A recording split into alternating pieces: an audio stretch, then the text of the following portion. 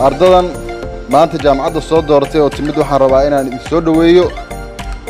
أنا إذا هذا congratulations أما همبليو واحد قادتين قوان صحة قادتين أنا قاعدنا هاي SIU أما Somali International University مركان سكول كذا يكون من إني أما جامعة دفرين تدين سوق السين إني وحنا دين شيء إني Somali International University SIU وحيابها جار كلتها هاي أما يونيك كلتها هاي وهي كمتها إنها تاي جامعة كليها Somali كتالا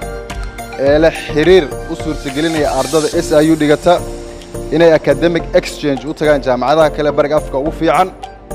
سيدا جامعة كينياتا جامعة مكريري جامعة نيروبي جامعة جولو يكوا كلهم هذا قصيني إنها تجمع علميا أدون كبيرها وحال يراهدا وعلمك وحصارك رولك يحوله أما وحلا يقانو عصريا مركا الله فيري الله معنيا وحال هذا علمك وحصارك رولك يبيرها علميا scientifically معناها مركا علمي اللي قد بقي وين marka labada taariif waxay kala noqonayaan midna waa traditional buu noqonayaa oo waa ka beeraleydeenna iyo dadkii hore inaga horeeyay umamkii inaga horeeyay ay wax soo saari jireen iyagoon cilmi isticmaalayn midna waa kan casriga ah ee inagu hadda aynu baranayno ee aynu soo dooranay dhaqan ahaan bulshooyinka adduunka oo dhan dhaqankooda waxa ilaaliya wax soo saarka beeraha iyo xoolaha iyo kalluumaysatada waa meelaha xadaaradu ay ka soo bilaamatay waana meelaha lagu ilaaliyo dhaqanka iyo hiddaha diiniyan marka loo fiiriyo taariikhda islaamka culimadina way joogaane sharciga iyo shariicada islaamka meel fiican maqaan fiican bay kaga jiraan in ummaddu ay ka xorowdo waxa loo yaqaano faqriga iyo saboolnimada iyo gaajada intii doorashada aad soo doorateen kuliyadan waxaan idinku soo dhaweynayaa gacmo furan qalbi wanaagsan kuliyadan waxa wax ka dhiga macallimiin khibrad u leh maadooyinka ay dhigayaan ama maadooyinka markaas ama barnaamijka ay dhigayaan khibrad u leh Soomaalidu waxay tiraahdaa laf dhuux leh iyo dhagax islama helo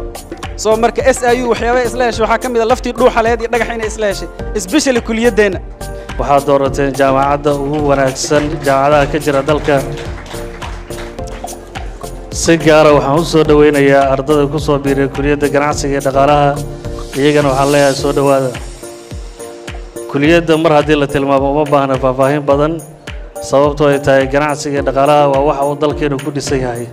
burburkan aan kaga soo gudubnay Culture of Education waxay hormuud u tahay sida hore idinkugu sheegay wax kasta halkan waxaan u fadhinaa ognahay dhammaan oo aan sugayna maamulka iyo cidii soo dhaweysan ay ka dhaxbixi doonaan waa macallin iyo arday waxa halkan soo gaarsiina waa arday waxa halkan ku imaadeen waa macallin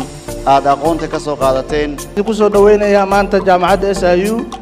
sababtoo ah howlkan dhan waxa loo joogo waxa waa in idinka la idin soo dhaweeyo maanta inaad samaysateen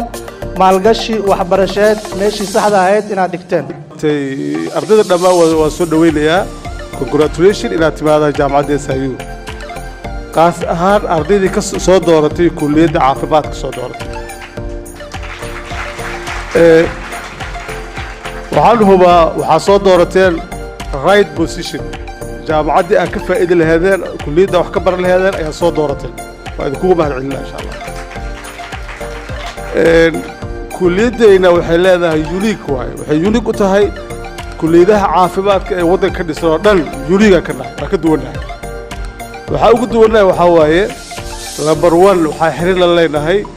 jaamacadda partnership ah oo bannaanada ku yaallo ay ugu weyn tahay jaamacadda Makerere la yiraahdo oo 100 sano dhisan jaamacadaha la yiraahdo University of Nairobi Kenyatta University iyo Uganda laba jaamacado kale ku taalo Gulu iyo Barara kulliyadda caafimaadka lab technician-ka oo magaalada Muqdisho ugu lacagta badan ugu mushaar badan wuxuu ka baxay SIU rabaa inaan wax yar ka hadlo kulliyaddan hormuudka waxay oo ah kulliyadda shariica wal qaanuun waa kulliyad ka mida kulliyaadka ugu fac weyn dunida iyo jaamacadda SIU-ba waxay ka mid tahay kulliyadihii lagu aasaasay jaamacadda SIU waxaa ka qalin jibiyey dufcado haddana waxaa dhigto arday aad iyo aad u fara badan waana jaamacadda waana kulliyadda sharciga iyo qaanuunka sababta in jaamacaddu kulliyaddaas u aasaasta keentay waxaan ognahay waddanka inuu burburkiisa qaybta u weyn u qaatay cadaalad darro iyo dulmi loona baahan yahay in la soo celiyo cadaalad iyo sinaan si loo helo amni iyo istiqraar iyo degganaan waxaan rabaa inaan idinku hambaliyeeyo inaad dugsi sare dhammaysateen jaamacad ku soo biirteen SIU ku soo biirteen waxaad ku soo biirteen wax yar aan idinka iraahdo meesha aad ku soo biirteen jaamacad muddo gaaban jirtay laakiin sida aan aaminsannahay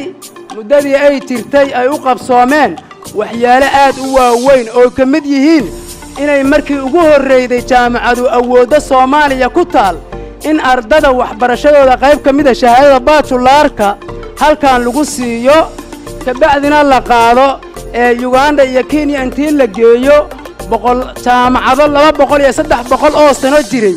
ay ardadeeni la fariisteen saakana qaarkood ay jaamacadda ka shaqeeyaan